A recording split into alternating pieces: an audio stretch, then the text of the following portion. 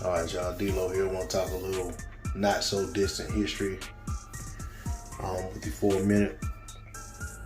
So we often hear that, Bob Arum may not let Terence Crawford leave Top Rank with the WBO belt.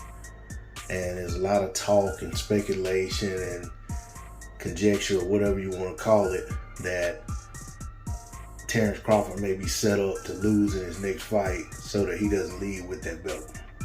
Okay. Most people who say this refer to Manny Pacquiao's situation where he lost to Jeff Horn. Alright. So, just let me go ahead and put this out there.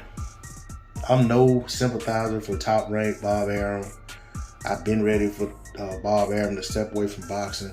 Feel like even Top Rank as a company could do a lot better once Bob decides he's no longer going to be involved in the day-to-day.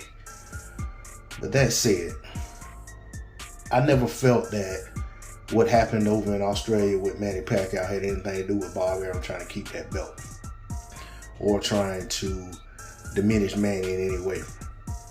What people seem to have forgotten is that going into that fight, Manny Pacquiao, although he hadn't had a knockout since 2009, there was good money on Pacquiao to stop Jeff Horn. Jeff Horn was a part-time school teacher with a 16-0-1 record. Hadn't really fought anyone anywhere near the caliber of Manny Pacquiao. And Manny Pacquiao was Manny Pacquiao. Although there was still the disappointment looming in the air from him losing the fight to Mayweather in the manner in which he lost it. After that, he had the Bradley fight and Jesse Vargas fights. But overall, a lot of Pacquiao's luster and a lot of his drawing power had been diminished because a lot of his pay-per-view buys was built on he's going to be the guy to fight Mayweather and possibly beat him. And the way the fight went also played a part in it. Okay? Now, Pacquiao's guaranteed $10 million. This was a first fight for him on ESPN, regular ESPN, no pay-per-view, no ESPN Plus. That wasn't even around at the time. This was just Manny Pacquiao, one of the biggest stars in boxing, being put on ESPN for the world to see. And the way the fight played out was not indicative of what we expected for Manny Pacquiao versus a guy like Jeff Horn. The way that fight went is more of what I would have expected when Manny Pacquiao fought Antonio Margarito at 154 pounds. There was no way going in anyone expected Manny Pacquiao to be in an all-out war with Jeff Horn. Manny Pacquiao was so big a favorite that for you to win $100 on Manny Pacquiao, you had to bet $600 just to win back $100. That's how big a favorite he was. So, if you look at that fight objectively, you can't say that Manny Pacquiao looked like a 600. Well, I ain't gonna say 600 to 1, but basically what it is, 600 to 1 favorite, 600 to 100 favorite in that fight. The fight was very close.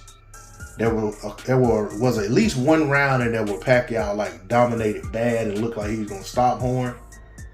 But that doesn't erase all the good work or close rounds and just grinded out rounds that they had.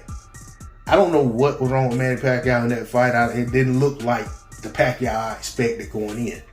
Maybe he undertrained, underestimated the guy. Maybe he figured he's gonna go in there and end his knockoutless streak. Whatever the case may be.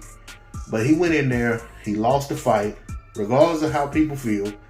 They rescored the fight, the WBO still found it to be a loss. But he rescored the fight. They rescored the fight, and it still determined that the fight was scored correctly. That was by the WBO. Now, regardless of all of that, Terence Crawford isn't somebody who hasn't had a knockout in 8 years. He isn't going to be somebody that you're going to see at this point in his career go into a fight in which he's going to be a huge favorite and then go out there and lose. You know, go out there and be in some really close fight or get in some knockdown drag out with some guy that he's heavily favored to beat that only has 16 wins and is a part-time school teacher. There's no way for Bob Arum to guarantee that Terence Crawford is going to lose his next fight. Right now, conventional wisdom suggests that if Bob tries to put somebody in on the cheap for Crawford to fight, that they're going to end up getting knocked out. Because you're not going to get some top tier opponent for some small sum of money. And I don't mean small as if it's small to me, but you get my point. So I mean, look, I don't know what the cards are going to hold for Top Rank and Terence Crawford going forward. But this whole nonsense about him being set up to lose his next fight and all that, man, I just think, hey, if Terence Crawford goes out and loses his next fight, he just loses his next fight. I'm not going to hang that on the promotional company. You know what I'm saying? Because a lot of things will have to go wrong on Terence Crawford's side if he goes out and loses, especially to somebody like the caliber of guys that they're mentioning him fighting. Let me say one more thing.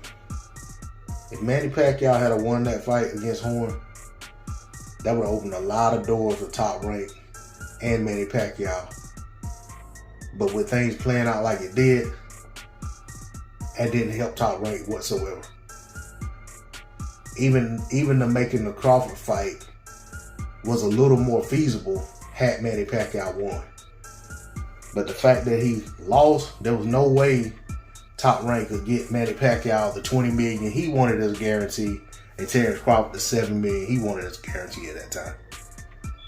That's all I got to say on the subject. I'm out. Peace.